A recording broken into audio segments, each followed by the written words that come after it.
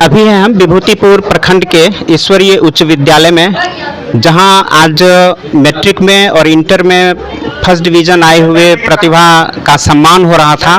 तो उसमें एक बहुत अच्छा दृश्य देखने का अवसर मिला कि सभी बच्चे अपने गुरुजनों का पांव छूकर प्रणाम कर रहे थे। और अभी पूरे राष्ट्र में हिंदू मुस्लिम के नाम पे बहुत झगड़ा जैसी स्थिति है, एक दूसरे से बिना मतलब के झगड़ते हैं।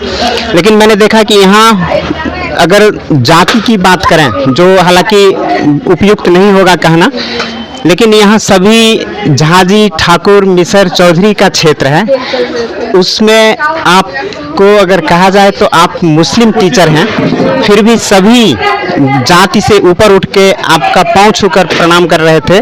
तो ये आपको कैसा लगता, और एक राष्ट्र के लिए आप क्या संदेश देना चाहेंगे इस विद्यालय के इस दृश्य को देखकर? देखिए, एक नज़्म की 2 लाइनें हैं, पहले मैं बोलना चाहूँगी जो मेरे दिल से आवाज़ आती है।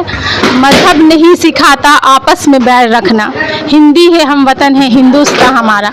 तो धर्म कोई भी हो, मैंने वेद भी थोड़ा बहुत स्टडी किया, थोड़ा बहुत जो यूट्यूब से होता है, तो कभी मैंने देखा ही नहीं कि किसी धर्म ने कहा है कि दूसरे धर्म को रेस्पेक्ट नहीं देना है। मेरा मानना है जियो और जीने दो, आप अपने धर्म को फॉलो कीजिए, आपको कोई नहीं रोक रहा है, और मुझे मेरे धर्म को फॉलो करने दीजिए। तो मेरे बच्चे वो अपने धर्म को फॉलो करें, ये और अच्छी बात है कि वो अपने धर्म को फॉलो करें। अगर वो धर्म फॉलो करेंगे तो वो बहुत अच्छे मनुष्य बनेंगे, और मैं अगर अपने धर्म को फॉलो करेंगी तो बहुत अच्छी मनुष्य होंगी। तो बच्चे मेरे सामने जब आते हैं तो मैं सिर्फ देखती हूँ कि ये मेरे बच्चे हैं, ये मेरे शिष्य हैं, जिनको आगे जाना है, आगे पहुँचाना है मुझे।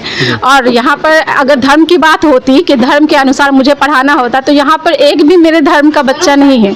लेकिन आप बच्चों से भी पूछ सकते हैं, मैं पूरा अपना 100% देती हूँ बच्चों को, इसलिए बच्चे सम्मान करते हैं, क्योंकि वो सिर्फ मेरे बच्चे हैं और उनको बिल्कुल हक है कि वो अपने धर्म को फॉलो करें। वो पैर छूते हैं तो उनको लगता है कि आशीर्वाद मिल रहा है मेरा, और मैं भी इसके लिए हाईली ऑब्लाइज्ड होती हूँ कि वो अपने धर्म का जो सबसे उच्च सम्मान होता है पैर छूना, वो एक मुस्लिम हूँ, उन्होंने नहीं सोचा कि मैं एक मुस्लिम हूँ, मेरा पैर क्यों छुएंगे वो, उन्होंने बस देखा कि ये मेरी गुरु है और ये मेरे भेदभाव नहीं करती, इसलिए वो मेरा पैर छूते हैं। तो मैं हाईली ऑब्लाइज्ड हूँ इस चीज़ के लिए बच्चों से। अभी बांग्लादेशी मुसलमान या तथाकथित मुसलमान आकर बंगाल में, या बंगाली भाई हमारे मुसलमान भाई, या जो भी कारण रहा हो, तो ममता दीदी को आप क्या संदेश देना चाहेंगी इस दृश्य को लेकर कि शांति स्थापित कैसे करें वो? देखिए, पहली बात कि दंगा के लिए एक लाइन है जो बहुत फेमस है और बिल्कुल सही है, एक शिक्षक होने के नाते मैं इसको सटीक मानती हूँ कि दंगा होता नहीं है, दंगा करवाया जाता है।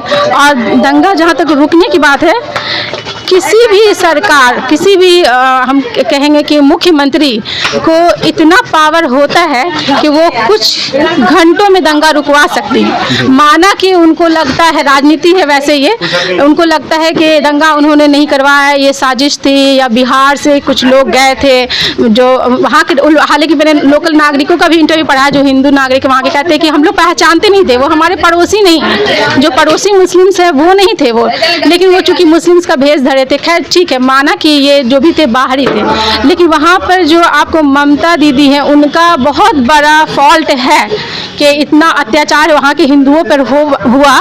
चाहे जिसकी वजह से फॉल्ट ये है कि ठीक है दंगा आपने नहीं करवाया, लेकिन रोकने के लिए पूरी सिस्टम आपकी है, आप क्या कर रही थी, आप क्यों नहीं रोक पाई? तो आप भी उस राजनीति से फ़ायदा उठाना चाहते हैं, इसलिए आपने ऐसा नहीं किया।